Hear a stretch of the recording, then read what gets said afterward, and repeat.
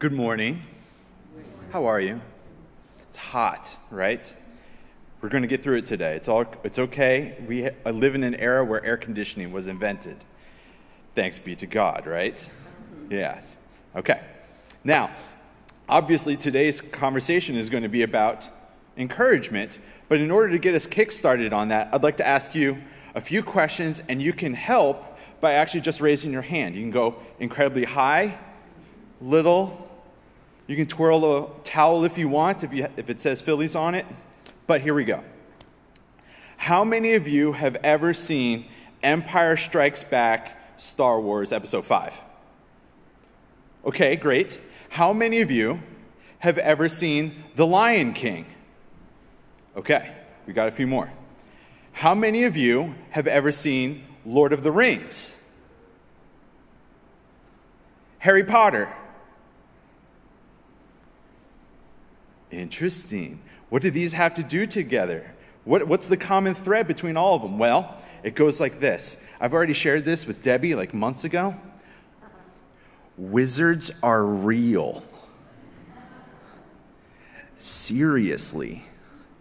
Now, when I say that, it's because the word wizard, it's actually connected to that word being wise.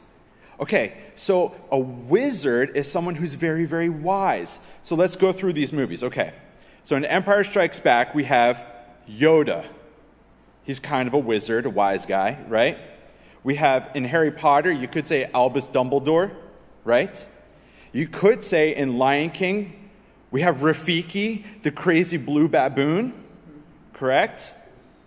Which one didn't we do? Lord of the Rings, Gandalf. We have these figures in our movies, and we love them.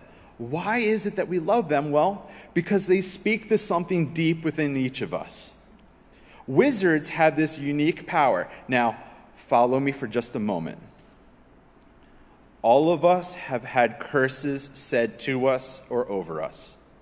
Discouraging statements said to us by someone at some point in our life.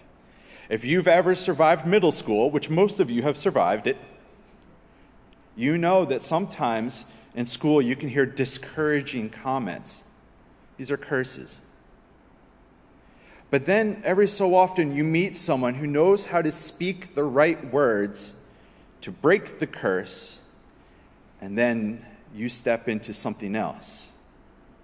I actually think there's something in that between curses and blessings, between having mentors and dementors, right?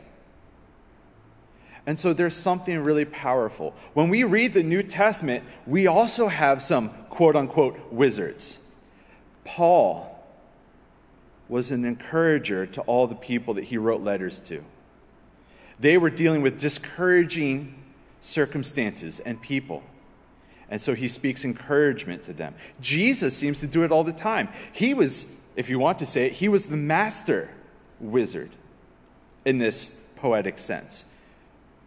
God became man, and he came to speak blessing to humanity when we've been saying curses to each other. And so when I think about the church, when I think about ecclesiology, when I think about the best of what we can be for one another, it's this: be wizards. Be like Rafiki, be like Gandalf, be like Albus, be like Yoda.